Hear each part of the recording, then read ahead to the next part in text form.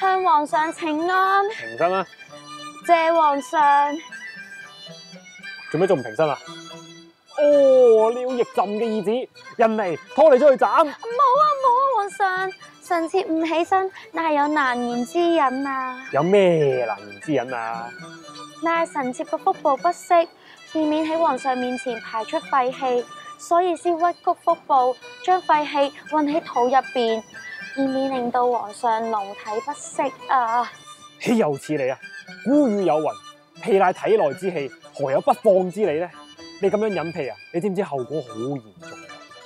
因為屁含有有害嘅物質，所以長期飲屁對身體造成好多潛在嘅危害㗎。例如有消化不良、胸悶、腹脹、頭暈眼花等等。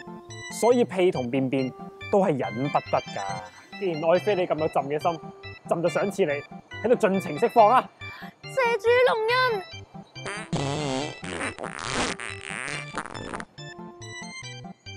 哎呀！